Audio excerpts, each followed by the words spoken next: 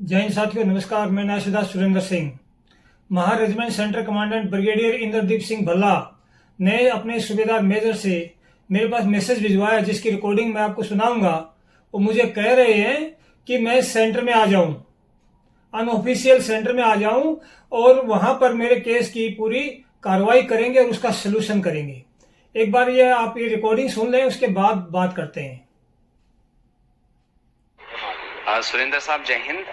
आपका जो भी प्रॉब्लम है वो हमने डिस्कस कर लिया है और अब आपसे गुजारिश है कि आपका जो भी कुछ दिक्कत है आप एक बार सेंटर आ जाइए और फिर हम सेंटर्स में आपकी प्रॉब्लम का हल कर सकेंगे। ठीक है, thank you very much, bye.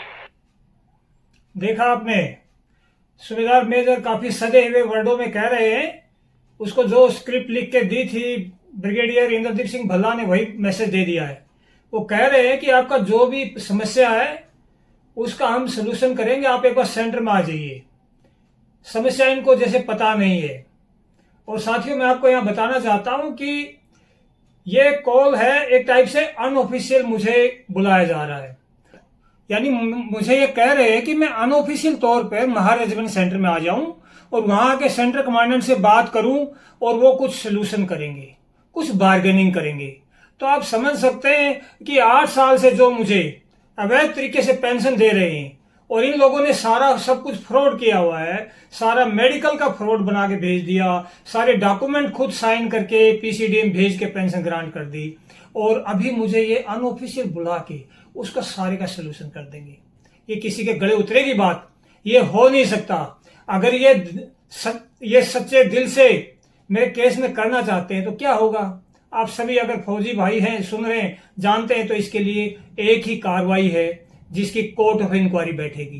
Court of inquiry find करेगी कि यार क्या हो रखा है और इसकी क्या क्या कार्रवाई होगी। ऐसे कमांडेंट बुला लेगा, मेरे से बात करके सलूशन कर देगा। ऐसे कुछ नहीं होता। और आप सभी जानते हैं, कोई भी सेना की कार्रवाई ऑफिशियल होती है। सरकारी लेटर मेरे पास भेजा जाए कि आप आइए, इन्वेस्टिगेशन होगा, जो भी आपके ये। अनऑफिशियल आप आ जाइए।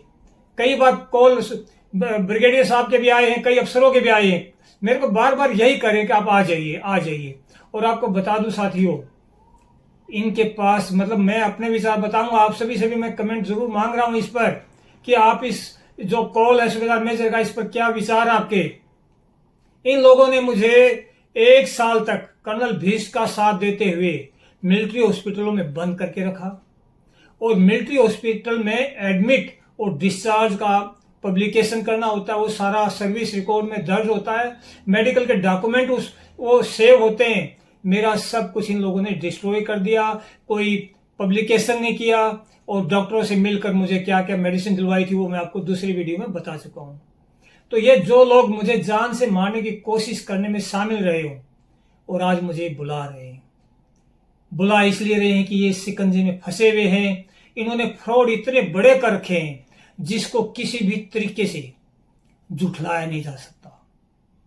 इस कारण ये अभी मुझे एक तो एक बुलाने की बात करें, 2 ही बात करी है महारेजिमेंट ने।